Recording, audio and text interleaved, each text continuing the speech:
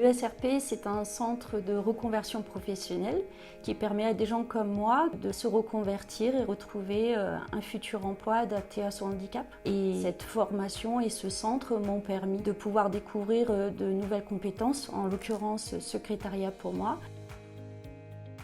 Tous les jeudis après-midi, on met en place des ateliers. Ce sont des moments hors cursus de formation pour chacun des stagiaires et qui viennent faire des ateliers artistiques, des ateliers physiques. Donc toutes les formations se mélangent, ils changent aussi de formateur. Ces ateliers-là, ce sont des choses que l'on mène en coordination, en cohérence avec le projet personnalisé.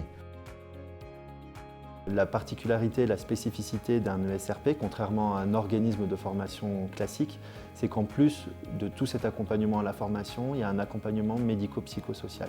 Il y a donc une équipe pluridisciplinaire qui est mobilisée autour de chaque personne, autour de chaque projet. Et donc la personne va pouvoir bénéficier de la présence d'un travailleur social, d'un médecin, d'une infirmière, d'un ergothérapeute, d'une diététicienne, d'un assistant d'hébergement pour toutes les questions qui sont liées aussi à l'hébergement, puisque les personnes peuvent être logées également sur le SRP.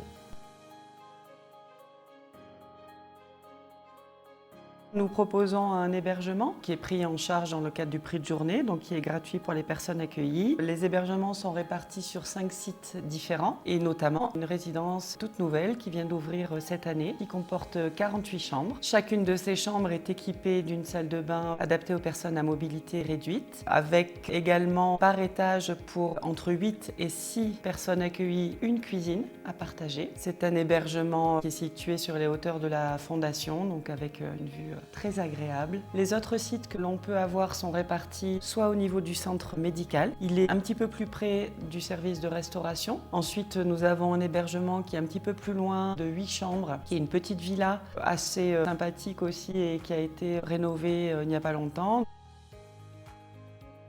Au niveau des parcours qualifiants, on va avoir des formations de secrétariat, donc secrétaire comptable, secrétaire assistant médico-social, comptable assistant, réceptionniste en hôtellerie, employé administratif et d'accueil. Ensuite, à l'ESRP Selzer, on va avoir 2 formations assez spécifiques. Une, c'est une formation français langue étrangère, où on va accueillir des personnes qui ne sont pas de nationalité française ou qui sont souvent en situation d'exil et qui vont pouvoir se réinsérer professionnellement, devoir acquérir des bases en français. Et un autre parcours assez spécifique qui est l'apprentissage par l'immersion, où les personnes vont suivre des périodes en entreprise régulièrement tout au long de la formation. On a aussi une modalité pédagogique qui est assez particulière sur le SRP Selzer. On a monté une entreprise d'entraînement pédagogique qui s'appelle Chantazur. Et en fait, c'est une entreprise virtuelle dans laquelle les stagiaires vont pouvoir venir comme si elles venaient au travail. Elles appartiennent à un réseau d'entreprises virtuelles et donc elles vont venir travailler où on va reconstituer en fait toutes les conditions d'une situation de travail réelle.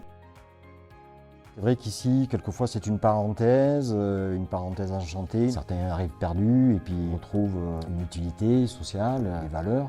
Certains se souviendront toute leur vie de leur passage à l'ESRP parce que c'est une étape importante dans leur parcours de vie. Un mot, merci. Juste merci. Merci à tous. Merci pour votre aide. Merci de m'avoir aidé. Merci pour votre présence. M'avoir aidé à mieux être, mieux faire, mieux vivre. Merci pour votre écoute. Continuez comme ça. Je leur souhaite de continuer dans cette dynamique parce qu'on a bien besoin d'eux.